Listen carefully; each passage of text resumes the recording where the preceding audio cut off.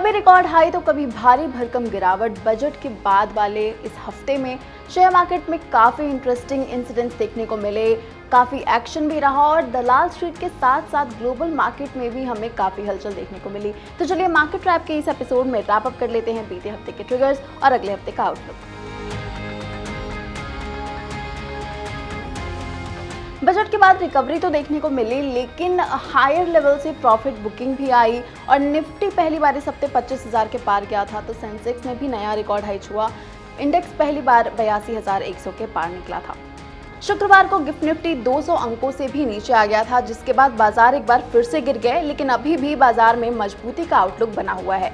Actually global बाजारों में बड़ी गिरावट आई थी। अमेरिका में जॉबलेस क्लेम और जुलाई की मैन्युफैक्चरिंग पीएमआई घटकर अनुमान से भी खराब आने के बाद बाजार में बड़ी गिरावट आई थी। सभी सेक्टर्स पर बिकवाली का दबाव दिखाई दिया। इसके बाद एशियाई बाजारों में भी बड़ा नुकसान देखने को मिल रहा था।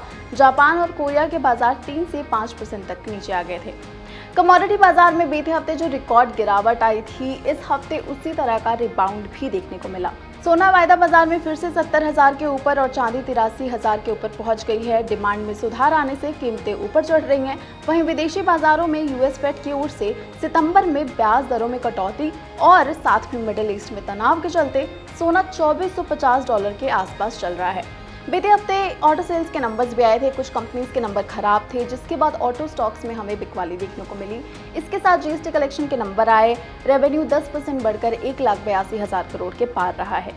Q1 रिजल्ट्स के चलते स्टॉक्स में तगड़ा एक्शन दिखा। इस हफ्ते ITC, Tata Motors, Tata Steel, Adani Ports, Dabur, Sun Pharma जैसी कंपनीज ने अपने नतीजे पेश किए थे। अगले हफ्ते के आउटलुक की बात करें तो Divi's Lab, SBI, Airtel, ONGC, Tata Power, Bharat Forge, SAIL, TVS, PFC, Bata India जैसी कंपनीज के नतीजे आएंगे।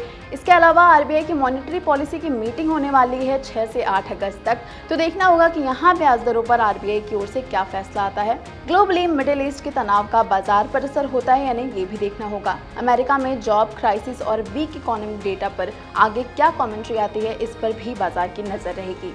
तो इन सारी हलचलों पर हम रखेंगे नजर। बाकी बाजार और बिजनेस की तमाम खबरों के लिए देखते रहें ज़ी बिजनेस।